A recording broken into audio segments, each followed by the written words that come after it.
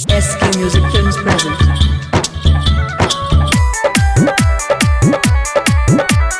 Neha digital recording studio Begusarai. पढ़ाई त जाइए खगड़िया रे, संगे हमर साथी सहेलिया रे, संगे हमर साथी सहेलिया रे।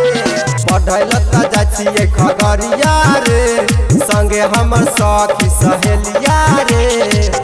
देखी देखी लइका सब शोर करे छै, देखी देखी लइका सब शोर करे छै। छौरा डीजे बजबे वाला, छौरा डीजे बजबे वाला हमरा लाइन मारै छै। छौरा डीजे बजबे वाला हमरा लाइन मारै छै। आप सुन रहे हैं एसके म्यूजिक की शानदार डीजे सुराज। छौरा डीजे हमरा लाइन मारै छै। डीजे बजाय के छौरा लेजर चमकाबै छै।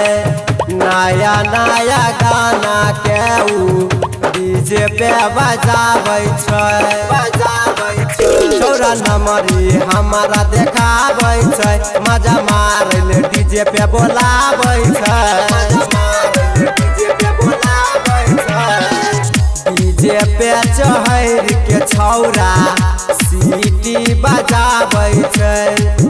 देखिए के लइका पर पोज मारै छै।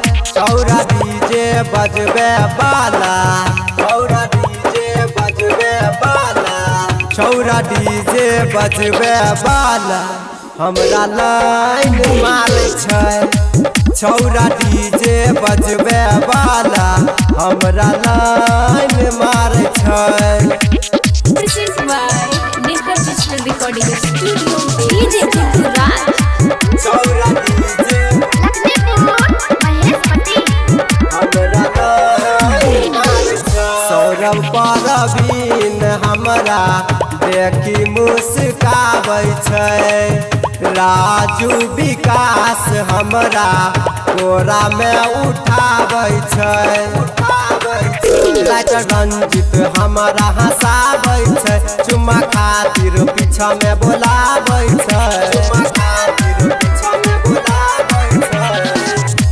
लाजो नहीं लागे तनको, लागे नहीं शरम रे। लेके फूल पीछा हमरा रोज करे छै। छौरा डीजे बजबे वाला, छौरा डीजे बजबे वाला, छौरा डीजे बजबे वाला हमरा लाइन मारै छै। छौरा डीजे बजबे वाला हमरा लाइन मारै छै। Neha digital recording studio Begusarai.